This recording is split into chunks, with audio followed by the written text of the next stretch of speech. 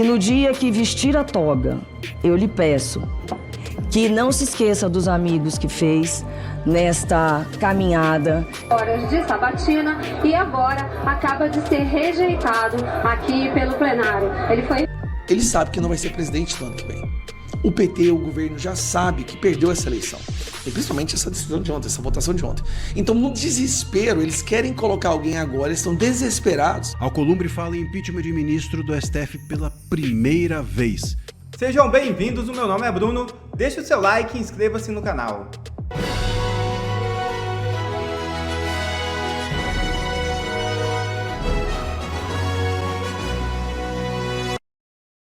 Três previsões para animar o seu dia. Número 1, a eleição será vencida pela oposição, que vai derrotar o candidato do PT, seja ele quem for. Número 2, logo depois das eleições, assistiremos ao colapso das contas públicas, o que vai exigir da classe política reformas liberais radicais. Número 3, nos próximos 4 anos, a influência petista no STF será neutralizada e a maioria do tribunal vai ser conservadora. Então já pode começar a planejar a comemoração, porque a derrota do PT, a solução da crise fiscal e uma justiça conservadora são o passaporte do Brasil para o primeiro mundo. Mas antes de mais nada, precisamos registrar que nessa semana a casa caiu para a esquerda e seus aliados interesseiros. E no dia que vestir a toga, eu lhe peço que não se esqueça dos amigos que fez nesta caminhada. Horas de sabatina e agora acaba de ser rejeitado aqui pelo plenário. A rejeição histórica do Senado ao indicado de Lula para o STF é o ponto de inflexão que marca o começo do fim do lulopetismo como força dominante da política nacional. O sintoma mais recente e evidente da decadência petista é a ruptura com o centro político no Congresso. Conhecidos por aderirem ao poder, seja qual for o governo, os caciques do Centrão estão tratando Lula como um ex-presidente em exercício, impondo derrotas vexatórias ao PT e sinalizando sua aposta numa troca de comando do país. Atualmente, segundo o Datafolha, a avaliação positiva do governo Lula está em 29%. E nunca na história um governo conseguiu se reeleger ou fazer o seu sucessor sem pontuar na casa de 40% de ótimo e bom. Nunca. Trocando em miúdos, se apenas 3 em cada 10 pessoas gosta do governo, ele não se reelege.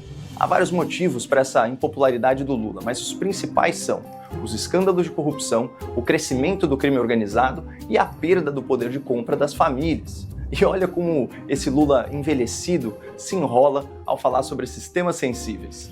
Ninguém ficará livre. Se tiver filho meu metido nisso, ele será investigado. Os usuários são responsáveis pelos traficantes, que são, vítimas dos usuários também. Uma das coisas mais importantes para que a gente possa controlar o preço é o próprio povo. Você sabe disso.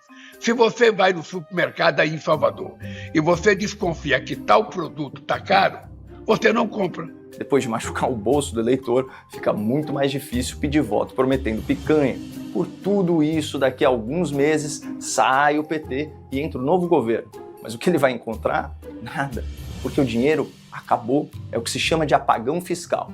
E como disse a própria ministra do Lula, chegou o momento em que 27, seja quem for o próximo presidente da República, não governa com esse arcabouço fiscal, com essas regras fiscais, sem gerar inflação, dívida pública e detonar a economia. Ou seja, precisamos de novas regras, mais eficientes e mais justas. E as elites do funcionalismo e da classe política, por força de necessidade, vão ter que abrir mão de muitos privilégios se quiserem sobreviver. E é aqui que entram as reformas administrativa, fiscal, previdenciária, tributária e do Pacto Federativo. Como dizia Milton Friedman, Nobel de Economia, somente uma crise produz uma mudança real. E nesses momentos, o politicamente impossível se torna politicamente inevitável. Aliás, falando em coisas antes impossíveis, à luz das revelações sobre o escândalo do Banco Master, é inevitável que a próxima legislatura aprecie pedidos de impeachment em desfavor dos 2 ministros mais envolvidos com Daniel Vorcaro e sua rede corrupta. E é aqui que tudo se conecta. A oposição vence as eleições para a presidência da República e renova boa parte do Senado. Esse novo governo influencia a escolha do presidente do Congresso, que vai pautar o impeachment de pelo menos 2 magistrados do Supremo. E se o Lula não conseguir emplacar um outro nome para o STF até o final desse ano, também essa indicação caberá ao seu sucessor. Já fez as contas? O próximo presidente poderá ter uma indicação herdada do Lula, 2 indicações por impeachment de ministros e 3 indicações por aposentadoria compulsória. Sim, no melhor dos cenários, o futuro presidente indicará 6 ministros ao STF, que por si só já seria suficiente para garantir uma maioria do colegiado por décadas. Claro que a política é imprevisível e o futuro a Deus pertence, mas parece que estamos diante da nossa última chance para conduzir o país finalmente para o século XXI, livrando o governo do atraso petista e salvando os tribunais do autoritarismo de toga.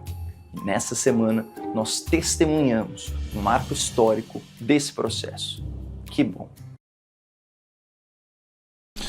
O desespero desse governo é tamanho que ele está fazendo piada verá verdade. E eu não estou brincando. Ontem, assim que saiu o resultado dessa derrubada, dessa derrota histórica, não só do Messias, mas do Lula, a gente começou a brincar ali no próprio plenário. A piada era a seguinte: bom, agora ele vai ter que recorrer ao STF, né? Agora tem que recorrer ao STF. E era uma piada porque é algo tão absurdo, tão longe das possibilidades, que a gente achava que isso jamais iria acontecer. É que nem quando acontece um jogo de futebol e aí a internet vira aquela piada: pô, o Flamengo perdeu, agora vai ter que recorrer ao STF. O Lula vai recorrer ao STF porque o Vasco... Então assim, é aquela coisa que é uma piada. Não é piada, gente. A coisa é tão séria que eles realmente fizeram isso. Ou estão pensando em fazer, pelo menos. Aliados de Lula e Messias estudam acionar a STF após derrota no Senado. Olha que loucura. Lula não conseguiu colocar um cara no Senado, no STF, e agora está pedindo para que o STF o ajude a colocar esse cara dentro do STF. Advogado próximo a Lula e Messias decidiu reunir grupo de juristas para estudar possível ação no STF após Senado rejeitar nome do advogado-geral da União, o abortista, defensor de bandidos, censurador, né, Jorge Messias, que se diz evangélico. Apesar do discurso do governo e do próprio Jorge Messias de que é preciso aceitar a derrota, aliados do ministro da AGU e de Lula estudam acionar a STF após a votação do Senado, que rejeitou a indicação do presidente. A estratégia é defendida pelo advogado Marco Aurélio de Carvalho, coordenador do Prerrogativas. Lembrando, Prerrogativas é o grupo para qual o Lula deu a presidência do Correios. O que aconteceu com os Correios? Esses aqui são os sanguessugas do dinheiro público, tá? Grupo de juristas antilavajatistas e progressistas. O advogado é amigo pessoal tanto de Messias quanto de Lula. Em conversa com a coluna nesta quinta-feira, Carvalho disse estar reunindo um grupo de juristas e dirigentes partidários para avaliar a conduta do presidente do Senado, Davi Alcolumbre, na votação.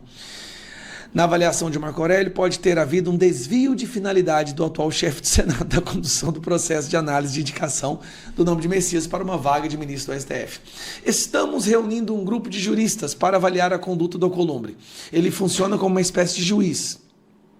Ele não deu ao sabatinado condições que pudesse enfrentar a sabatina, deu todas as condições, e mentiu, inclusive, Messias mentiu e foi descancarado. Há um desvio de finalidade nele na condução do processo, disse o advogado. Então, vamos entender isso aqui. De um lado, tem um grupo do Lula falando que ele tem que recorrer ao STF. Eu espero que eles façam isso. Isso só vai mostrar o quão vergonhoso e desesperado esse governo tá. E vai associar o governo ainda mais a um STF que tem uma rejeição absurda. Hoje está beirando 70%. Façam isso. Vão lá. Recorram ao STF. Vai ser muito bom para esse governo eles ignorarem uma decisão do Senado soberana para recorrer ao STF para que ele possa colocar quem ele quiser no STF. Muito bom. Segundo ponto, do outro lado, o Lula quer colocar o Alcolumbre numa situação embaraçosa. Ele quer escolher agora uma mulher negra, já não é credibilidade, não é conhecimento, não é reputação ilibada, não.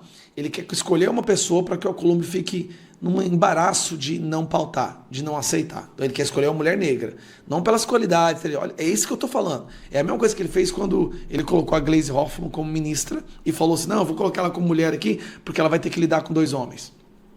Então tem esses 2 grupos.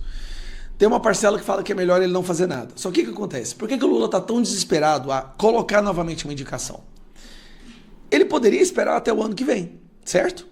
Por que ele não vai fazer isso? Ele sabe que não vai ser presidente no ano que vem.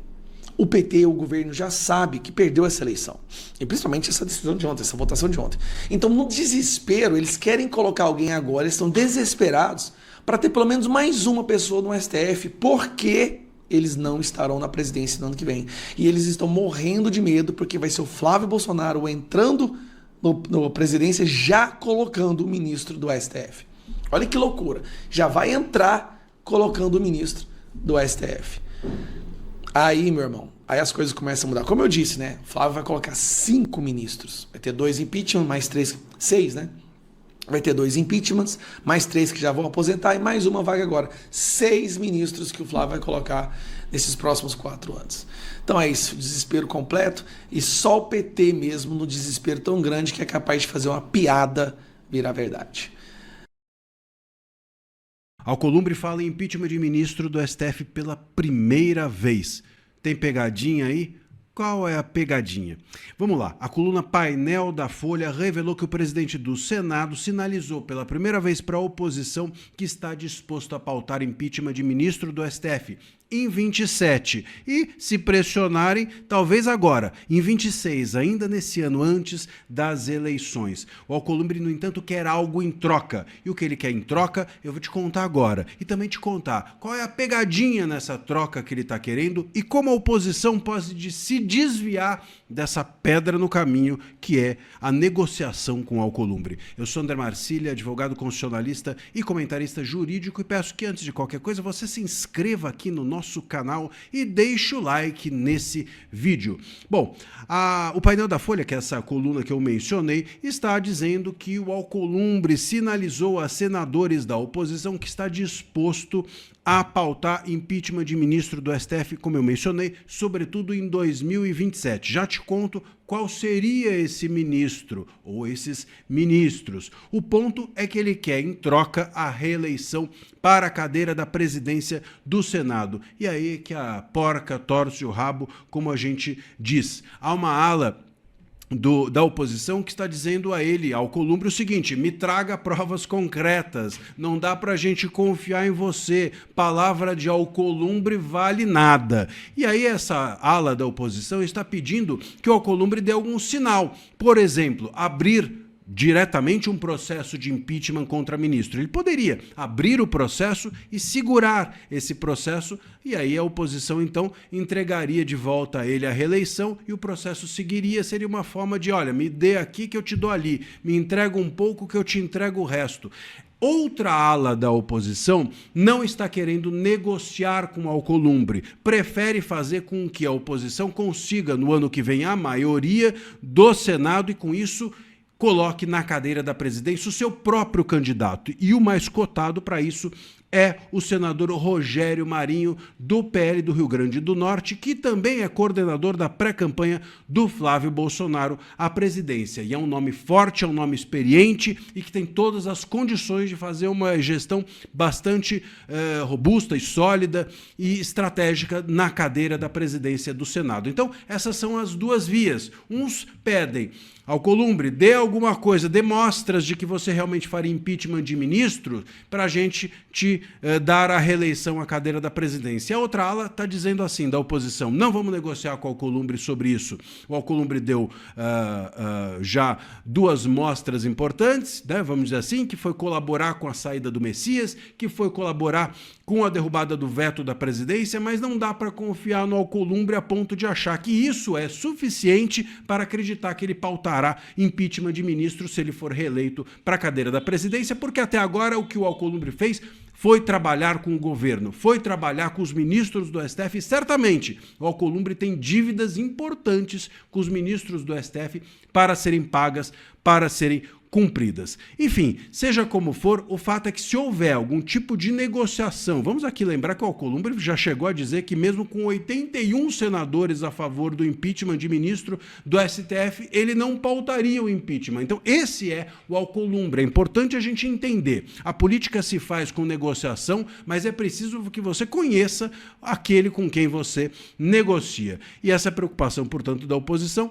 é completamente legítima. E aí, meus caros, ainda que haja uma negociação com o Alcolumbre, ainda que essa ala da oposição que quer esperar o ano que vem e colocar o Rogério Marinho na cadeira da presidência, ainda que essa ala perca e haja uma negociação com o Alcolumbre, é bom que a gente diga que o impeachment de ministro não vai ser do Alexandre de Moraes. O Alexandre de Moraes é um amigo próximo, conhecido e antigo do Alcolumbre. E muito provavelmente, se o Alcolumbre pautar algum impeachment, vai ser do Toffoli. O Toffoli tem todas as razões, ali não falta ministro para impeachment, né? Podia ser o Toffoli, pode ser o Moraes, pode ser o Gilmar, tem um monte de gente ali que merece, mas nesse caso ele provavelmente escolheria o Toffoli, que é o mais fraco, não só juridicamente como também politicamente o mais exposto. O Moraes é um amigo antigo do Alcolumbre, o Gilmar é muito forte dentro do Congresso e o Toffoli seria aí o bode expiatório que entraria para a história junto do Messias como o rejeitado. Pela primeira vez o Messias foi rejeitado, agora seria a primeira vez na história, há tanto tempo, 132 anos, né, não havia uma rejeição de um nome indicado para o STF. Agora, o Toffoli entraria também como o primeiro ministro do STF a ser impeachmentado. Vamos ver o que vai acontecer. A verdade, meus caros, é que se eu tivesse como sugerir, a minha sugestão seria: esqueçam o Alcolumbre e foquem no ano que vem. Se houver uma maioria dentro do Senado, o Rogério Marinho pode entrar na cadeira e aí ele próprio pauta o impeachment e outras pautas mais importantes para a direita certamente poderão estar nas mãos do Rogério Marinho, até porque ele está relacionado à campanha do Flávio Bolsonaro, que também provavelmente será o vencedor das eleições. Com Flávio no executivo, ligado ao Rogério Marinho na cadeira da presidência do Senado, a direita pauta o que ela quiser. Certamente essa seria ou será uma melhor solução. Vamos aguardar o que a oposição vai fazer com esse tabuleiro, essas possibilidades de peças que tem no tabuleiro à disposição dela.